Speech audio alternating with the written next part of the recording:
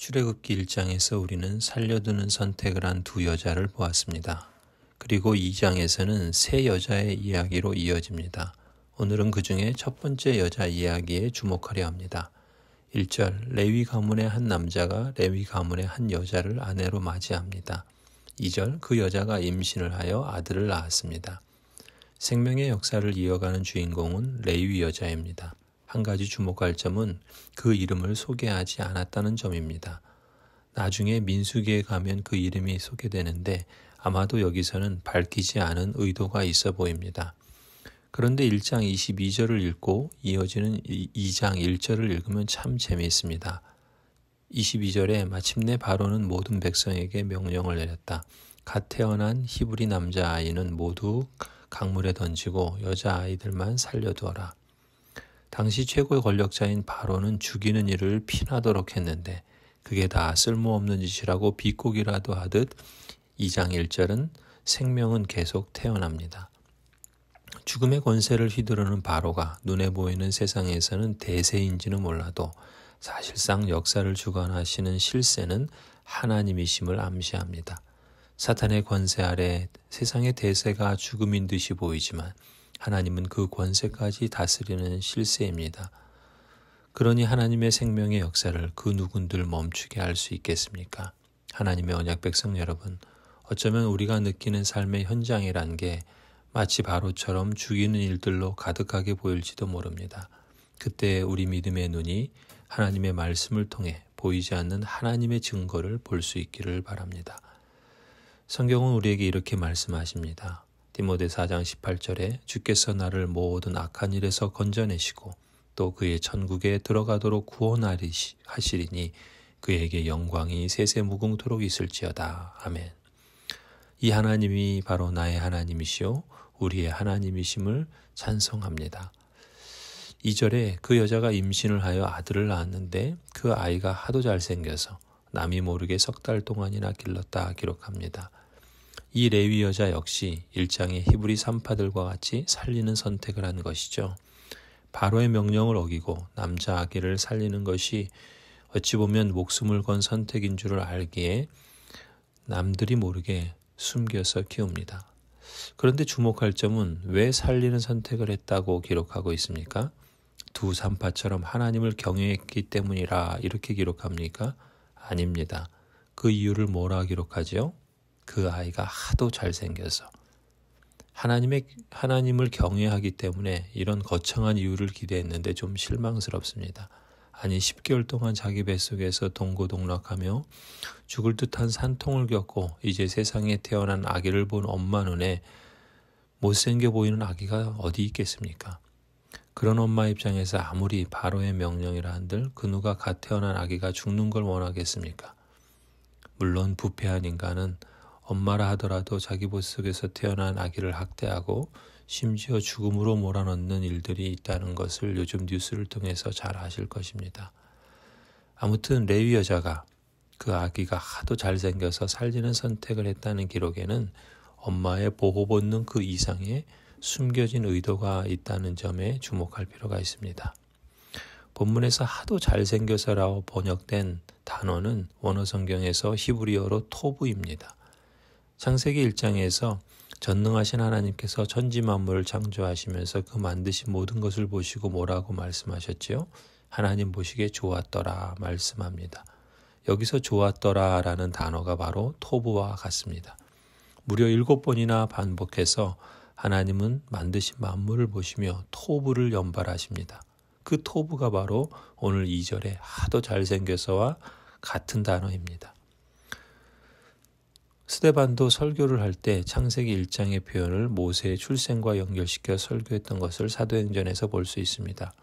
사도행전 7장 20절에 그때 모세가 낳았는데 하나님 보시기에 아름다운지라 그의 아버지 집에서 3달 동안 길리더니 라고 기록합니다.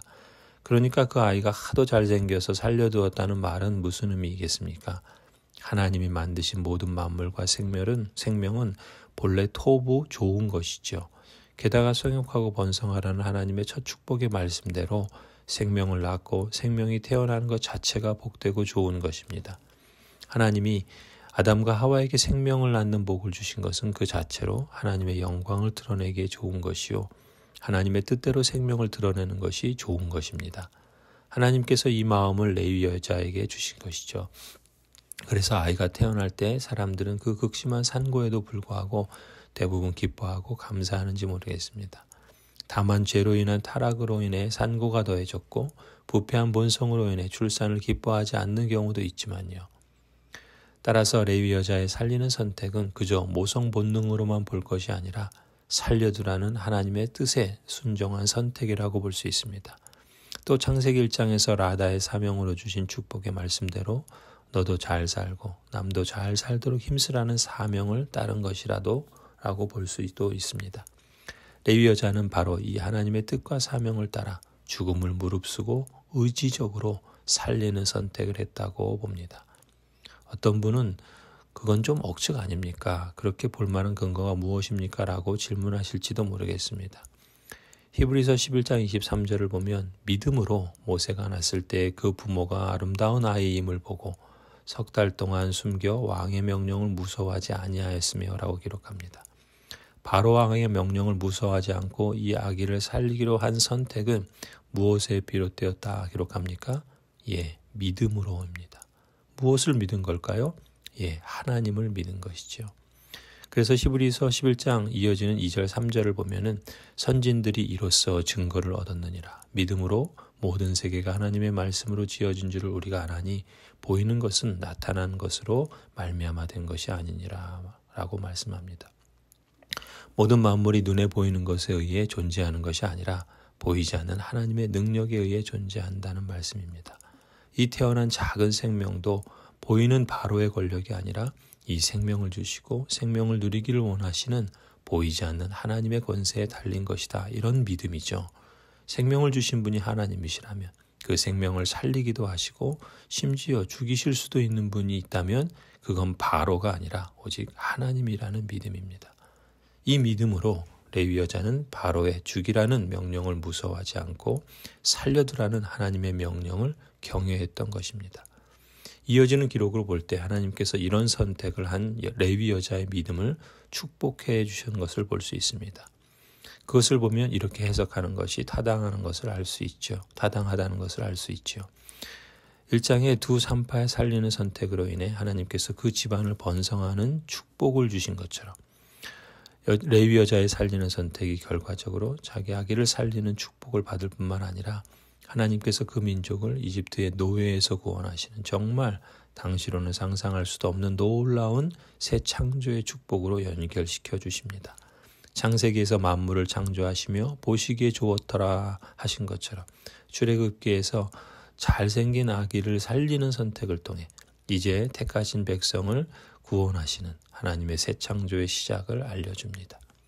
이처럼 레위 여자의 살리는 선택은 하나님이 보시기에 좋은 새 창조의 연결고리가 되고 또 창세기와 출애굽기를 잇는 역사에서 진정한 주관자가 바로 창조주 하나님이시오 섭리하시는 아버지이심을 우리에게 재확인시켜주는 유익을 줍니다. 생명을 살리는 일은 아무리 작아 보여도 결코 작은 일이 아닙니다. 그 이후의 역사는 선하신 하나님께서 친히 이루어 가십니다. 성도 여러분, 오늘 여러분의 삶의 현장에서도 지극히 작은 행위라도 무엇인가 누군가를 살리는 선택을 시도해 보시기 바랍니다. 그 선택을 순종하는 여러분이야말로 여호와 보시기에 하도 잘생겨서 선하신 하나님께서 친히 여러분을 굳세게 하시고 하늘의 기쁨을 맛보며 번성하는 축복을 주실 줄 믿습니다. 아멘.